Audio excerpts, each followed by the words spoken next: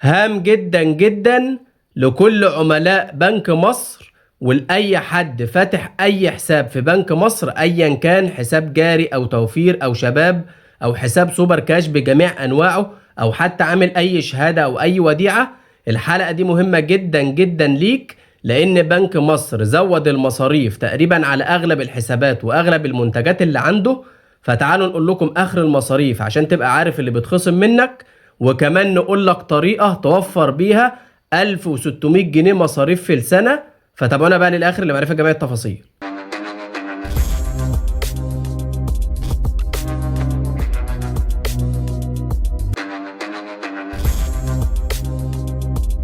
خلونا بقى نخش في موضوع حلقتنا على طول. وطبعا الحلقة ديت بناء على طلب حضراتكم، لأن من يومين 3 كنا عملنا حلقة مماثلة ليها عن البنك الأهلي، ووضحنا المصاريف كلها على كل الحسابات اللي موجودة في البنك الأهلي، ووضحنا طريقة توفر بيها 2000 جنيه على نفسك مصاريف في السنة هيتفرضوا عليك في البنك الأهلي. الحلقة اللي قدام حضرتك ديت لو انت من عملاء البنك الأهلي وليك أي حاجة في البنك الأهلي لازم ترجع لها، هسيبها لك في الوصف وفي التعليقات. طبعا الحلقة ديت هتبقى طويلة شوية لكنها مهمة جدا جدا، بنوضح لك فيها كل التفاصيل وكل المصاريف على كل الحسابات وعلى كل الخدمات اللي بيقدمها بنك مصر. فنصيحة مني كمل الحلقة للآخر عشان تستفاد بيها وتعرف ايه اللي هيتم معاك. طيب خلونا نمشي برضو بنفس المنوال ونتكلم على اللي تم في بنك مصر، ونعرفك آخر المصاريف ونقول لك الطريقة في الآخر اللي توفر بيها المصاريف دي. طيب أول حاجة ان البنك الاهلي في حلقته ان هو مقسم العملاء بتوعه شرايح، عميل سيلفر وعميل بلاتينيوم وعميل جولد وهكذا. الكلام ده على موقع البنك الرسمي ووفقا للمصدر الرسمي، مش موجود في بنك مصر. فاحنا هنقول لك المصاريف اللي موجودة على كل الحسابات، وانت تشوف فاتح انهي حساب فيهم وتشوف المصاريف اللي بتتخصم منك. طيب خلونا نبدأ الاول بالطبيعي، بالحساب اللي اغلب الناس بتفتحه، وهو حساب التوفير العادي خالص اللي اي حد يقدر يفتحه بمجرد صورة البطاقة. طبعا حساب التوفير في بنك مصر العادي مازال زي ما هو، الحد الادنى لفتحه 3000 جنيه واحتساب العائد من اول 3001. الكلام ده في البنك الاهلي اتغير وبقى من 5000 واحتساب فايدة من اول 10001. فبنك مصر حساب التوفير العادي مصاريف فتح الحساب فيه لو بالجنيه المصري هتبقى 100 جنيه، لو بالعملة الأجنبية هتبقى 5 وحدات، 5 دولار، 5 استرليني، 5 يورو وهكذا. مصاريف كشف الحساب الورقي في بنك مصر بالنسبة للحسابات بالجنيه المصري لو انت داخل مصر 150 جنيه، لو انت خارج مصر 250 جنيه، ودي أعلى شوية من بتاعة البنك الأهلي. الحسابات بالعملة الأجنبية لو انت داخل مصر هتبقى 3 وحدات، لو انت خارج مصر هتبقى 5 وحدات. المصاريف الإدارية اللي بتتخصم من حضرتك كل 3 شهور على حساب التوفير العادي في بنك مصر 75 جنيه كل 3 شهور، ولو حساب بالعملة الأجنبية هتبقى 4 وحدات كل 3 شهور. عمولة الحد الأدنى لو الحساب قل عن الحد الأدنى في بنك مصر اللي هو 3000 الحساب العادي، هيبقى في عمولة حد أدنى 30 جنيه أو ما يعادلها من العملات الأجنبية شهريا لحد ما الرصيد يبقى 3000 وأكتر من 3000. دي كده كل المصاريف اللي موجودة على حساب التوفير العادي. بالنسبة للحساب الجاري العادي فالحد الأدنى لفتحه مازال زي ما هو في بنك مصر 2500، ومفيش حد أدنى لاحتساب العائد لأنه ما بيحسبش عائد، ده استثماري. هنخش دلوقتي في الاستثماري والتانية وسوبر كاش وهكذا. ولكن مصاريف فتح الحساب اللي هو الحساب الجاري العادي 100 جنيه برضو لو عملة أجنبية 5 وحدات. ومصاريف كشف الحساب لو أنت عميل بالجنيه المصري فداخل مصر 150 جنيه، خارج مصر 250 جنيه. بالنسبة للعملة الأجنبية 3 وحدات داخل مصر و5 وحدات خارج مصر. المصاريف الإدارية على الحساب الجاري العادي في بنك مصر بالعملة المحلية 75 جنيه كل 3 شهور، بالعملة الأجنبية 4 وحدات كل 3 شهور. وبرضو في مصاريف حد أدنى على الحساب الجاري في بنك مصر لو رصيدك قل عن الحد الأدنى 2500، هيحسب لحضرتك عمولة حد أدنى 30 جنيه شهريا لحد ما تعدي الحد الأدنى بتاع الحساب. طيب سريعا كده، حساب التوفير وحساب الجاري بيكلفك كام في بنك مصر في الوقت الحالي؟ خلينا نقول لو انت عميل جديد ملكش أي حساب وهتروح تفتحه دلوقتي، فالحساب الجاري زي حساب التوفير يعتبر المصاريف واحد. أول حاجة هتدفع مصاريف فتح حساب 100 جنيه مصاريف اداريه 75 جنيه كل 3 شهور. انا بحاول احسب لك المصاريف كلها عشان ما حدش يجي يقول هو انت حسبت ازاي الحد الادنى اللي بيتفتح او بيتعمل اول مره مع اللي بيتاخد بعد 3 شهور. انا بحاول احسب لك كله عشان تعرف كله بيكلفك كام مره واحده. مصاريف كشف الحساب لو انت داخل مصر، مش هناخد اللي خارج مصر، لو انت داخل مصر كل 3 شهور 150 جنيه، وعمولة الحد الادنى 30 جنيه شهريا، مصاريف الفيزا 50 جنيه، يعني 405 جنيه يكلفك حساب الجاري او حساب التوفير في بنك مصر في الوقت الحالي. لكن احنا ممكن نقول ان هم مش 405، 375 جنيه لو شلنا عمولة الحد الادنى اللي هي 30 جنيه، لان اغلب الناس مش هتدفعها، اغلب الناس هتبقى محافظة على ان الحساب ما ينزلش عن الحد الادنى. طبعا ده لو انت لسه هتفتح الحساب اول مره، لكن لو انت فاتحه قبل كده فانت كل اللي بتدفعه دلوقتي 75 جنيه مصاريف اداريه كل 3 شهور، وكشف الحساب الورقي لو بيجي لك ورقي 150 جنيه كل 3 شهور، يعني كل 3 شهور 225 جنيه. وهنقول لك طريقه دلوقتي تقدر توفر بيها مصاريف كشف الحساب والمصاريف التانية، فكمل معانا للاخر. وبرضه حته مصاريف الدمغه اللي هي بسيطه جدا 10 جنيه تقريبا بالكتير في اغلب البنوك، مش هنحسبها في الحسبه بتاعتنا لان دي بتبقى بتاعت الحكومه نفسها، البنك الاهلي وبنك مصر وايا كان البنك بياخدها من العميل يوردها للحكومه. طيب برضه المصاريف على الحسابات التانية وحسابات برضه الناس مهتميه بيها وفتحها لحد الان، خلينا نقول مثلا حساب سوبر كاش توفير، الحساب اللي بيدي فايده شهريه. طبعا الحساب ده الحد الادنى لفتحه 100,000 جنيه واحتساب العائد عليه 100,000 جنيه. مصاريف فتح الحساب 100 جنيه، مصاريف كشف الحساب الورقي 150 جنيه داخل مصر وخارج مصر 250 جنيه، والمصاريف الاداريه عليه 125 جنيه كل 3 شهور، وعمولة حد ادنى عليه برضو 30 جنيه شهريا لو قل عن 5000 جنيه. هنا فرق ما بين ان انت عشان يتحسب لك عائد 100,000 جنيه لكن يتحسب لك عمولة او يتحسب عليك عمولة حد ادنى لو قل عن 5000 جنيه، حساب سوبر كاش توفير. طيب الحساب التاني المماثل ليه لكن اللي بيدي فايدة يومية، حساب سوبر كاش جاري يومي. برضه الحساب ده الحد الادنى لفتحه والحد الادنى لاحتساب العائد عليه 100,000 جنيه، ومصاريف فتح الحساب 100 جنيه، مصاريف كشف الحساب الورقي 150 جنيه داخل مصر و250 جنيه خارج مصر، والمصاريف الإدارية عليه 125 جنيه كل 3 شهور، وعمولة الحد الأدنى لو قل عن 3000 جنيه هيبقى فيه 30 جنيه شهريا. فهنا برضو فرق ما بين احتساب الفايدة 100,000 جنيه وفتحه 100,000 جنيه، إنما لو قل عن 3000 هيحملك عمولة حد أدنى 30 جنيه شهريا. طيب خلينا نمسك بقى بعد كده حسابات التوفير أو الحسابات التانية اللي مصنفة حسابات توفير في بنك مصر، ونخش على الحسابات الجارية التانية اللي هي بقى الحسابات الاستثمارية التانية.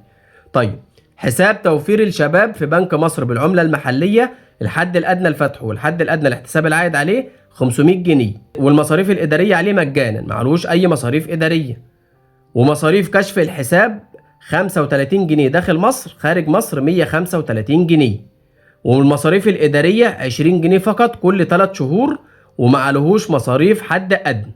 حساب مميز جدا لكنه مخصص للشباب بفئة معينة ما يعديش مبلغ معين.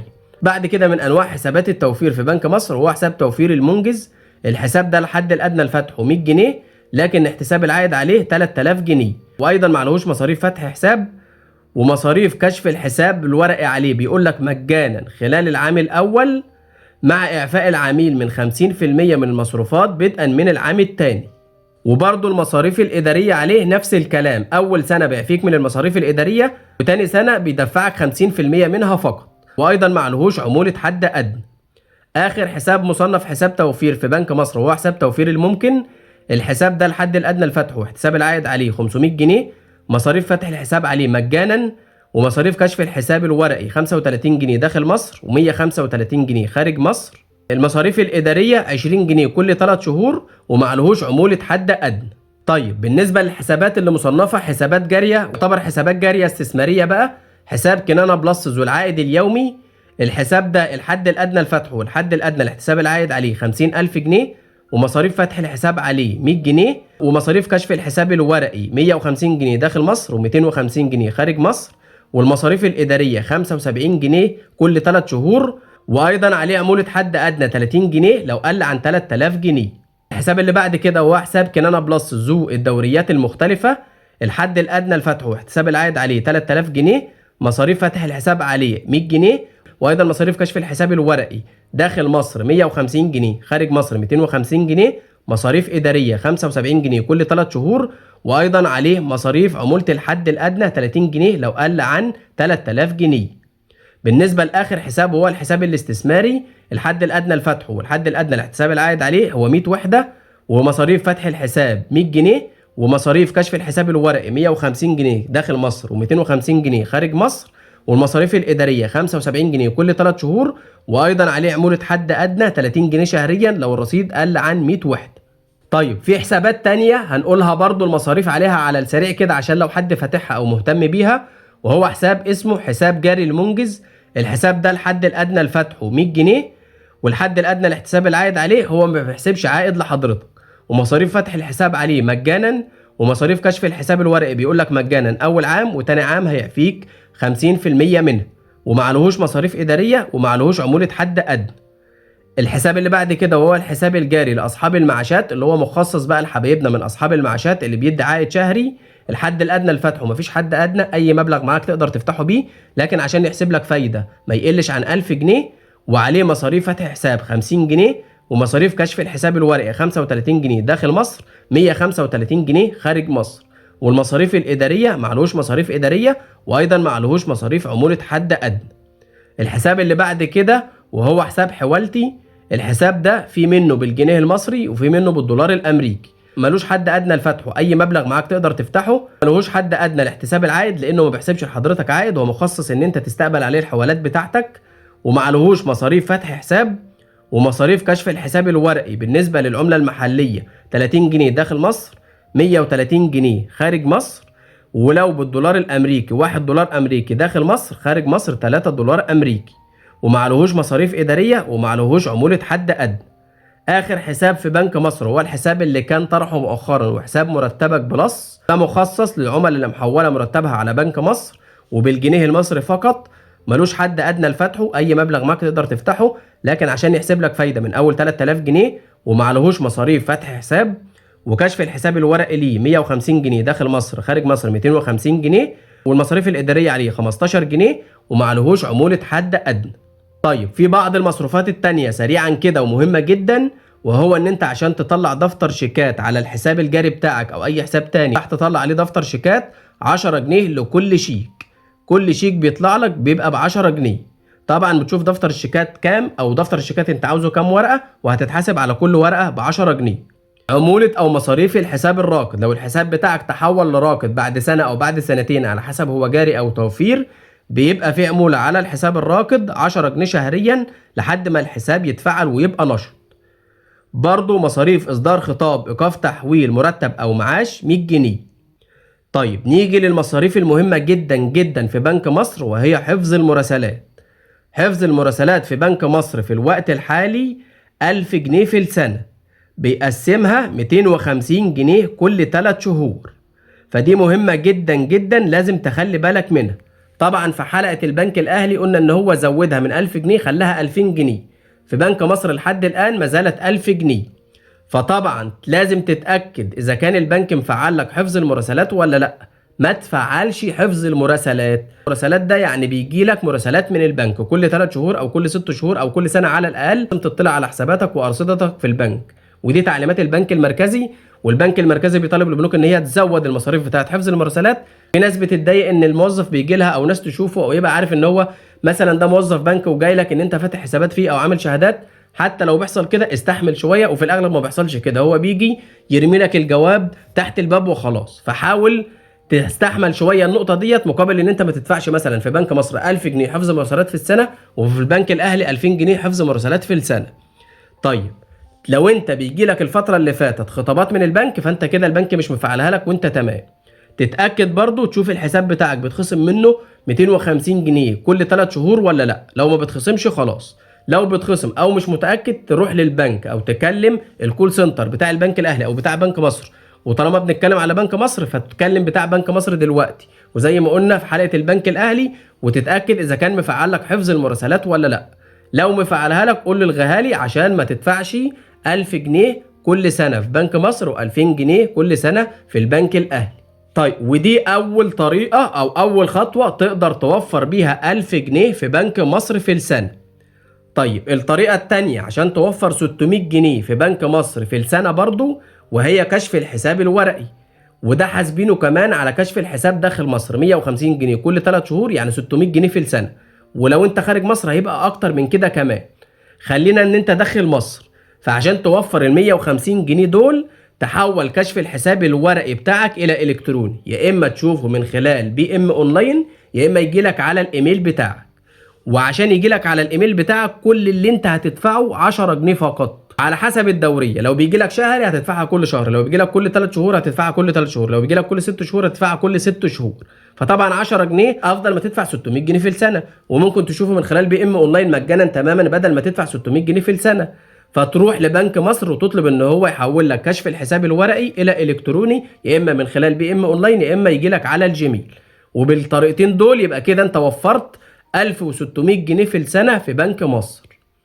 بس يا سيدي ده كده كان كل موضوع حلقتنا النهارده. اتمنى طبعا يكون الحلقه لها اعجاب حضراتكم واستفدتوا منها ولو استفاده بسيطه. ما تنسوش طبعا تنزلوا تشتركوا في القناه، ما تنسوش اللايك على الحلقه، ونشوفكم ان شاء الله في حلقات جديده. شكرا.